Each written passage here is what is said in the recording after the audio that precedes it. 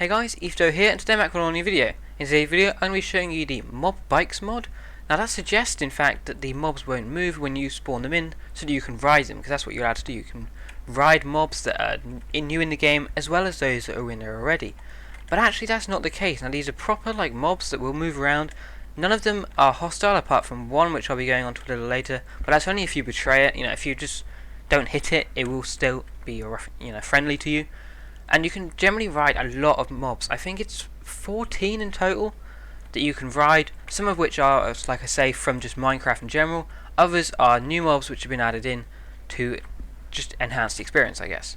Today I'm going to be showing you 4 of my favourites, and then I'm going to be going on to the crafting recipe of every one through a little montage, because they're all kind of the same in, they've got a basic principle that makes them up, and each one just changes very slightly depending on which mob you're actually creating. So let's get straight into this here with what has to be my favourite one, the Chinese dragon mob. Now this is awesome. It's literally, you can just fly on a dragon, even if I go into the game mode 0 for a second. And it's just an amazing mode of transport. And you could have some epic battles with your friends if you both had this mod on, and you could just battle against each other. It's just awesome, I guess. I don't know really how you describe this. I just generally think it's pretty good. The texture is good. There's unique textures every time you spawn them in. If I spawned another one in now, I would probably end up with a different texture, like a different look to the dragon, which is pretty good. And something else which is pretty good as well is the fact that the game doesn't actually lag that much at all based on what you're spawning in. I mean, sometimes when you go to the end and you fight the Ender Dragon, it can be a little bit laggy sometimes, especially if you haven't got a fantastic computer. But spawning these mobs in doesn't seem to affect lag whatsoever. Now this is a particularly good one. This is the Bat Bike, and what's so unique about this one is if I set the time to night, you'll actually get night vision when you fly on the Bat Bike. Now the bat is generally on low on health, though I guess a lot of them are on about 15 health, so that's about 2 hits from a diamond sword. So if you get in a battle, you could end up in a little bit of trouble if you get shot off of these, because you will take fall damage if you jump off, which is the shift button if you were wondering, and you right click to get on them as you would with a normal horse or anything like that. So it's very quick to kill them. I have got sharpness 5 sword here, I'm just going to leave that go away. So it's generally quite easy to die on them, which isn't too good. But if you're playing this on survival, you probably won't have too much of an impact on you. And if you do make them, they will just kind of sit around and wait for you, so you could have them in a stable or something, because you might think that the bat would just fly away when you made it, but in actual fact they will just kind of stay around. Now these are 2 of the best, undoubtedly. The Dragon Bike is, probably what you've clicked on this video to see.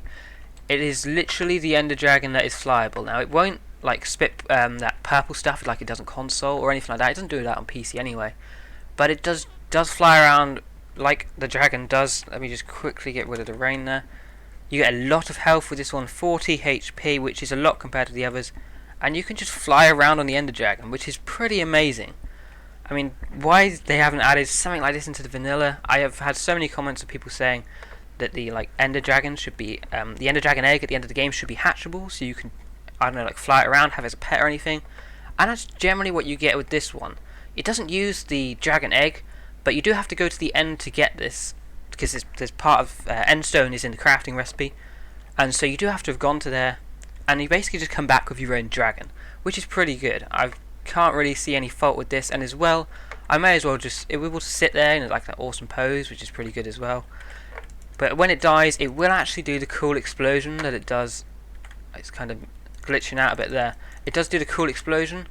It doesn't do the whole thing, but it does a little bit, and I think that's generally a pretty good addition as well.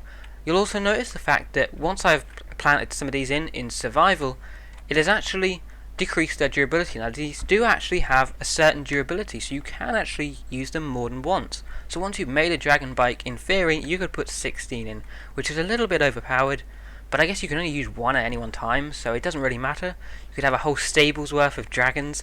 Generally a good thing to have, I guess. Now this probably has to be the most unique one. There are some really crazy ones in here which I haven't got on to today, because I want you to be able to see these for yourself, because a lot of them are, you see it for the first time and like, what have I just spawned in? And I'll let you have that experience yourself.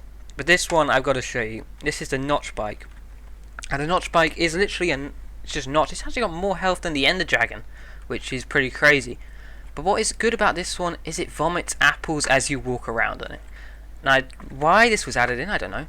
but it does. If you walk around long enough, or just generally around it, eventually apples do just drop out of its face, which is really weird. And like I said, I have no idea why it's an addition.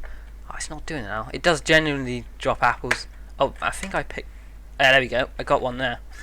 I don't know why, but it's a way of getting food, I guess. If you made one of these, you could get some food from it. Now, if I just give it a little hit there, this is the unique part of the notch, and it's the only one that I've noticed so far that will actually turn hostile to you. And it's generally pretty hard to fight. I've got a good sword here, but once it starts hitting you, it can get some real big damage on you. I'll let it hit me a couple times. Oh, hang on, I'm on peaceful, of course. If you're on peaceful, it will still go towards you, but it won't hurt you. And if you hit up to easy, it will actually do a fair wee bit of damage. And that actually makes it quite hard to hit, because its range seems to be equal or even slightly better than your range. Oh, we're actually pretty even here. I've just managed to get the last hit. I think if he'd hit me, I might have been gone for there. But that's a really unique one in that fact, and it's a food supply, which is really random, but is useful, I guess. If you get some hoppers, you could just put that in your garden or something and just have it create apples for you, I guess. Generally, some great additions in this, and the fact that you can ride these mobs. There are loads of others, which I will be showing you all the crafting recipes in a moment. And other than that, I thank you very much for watching. Hope you've enjoyed this video. The download link will be in the description. I'll see you guys in the next video.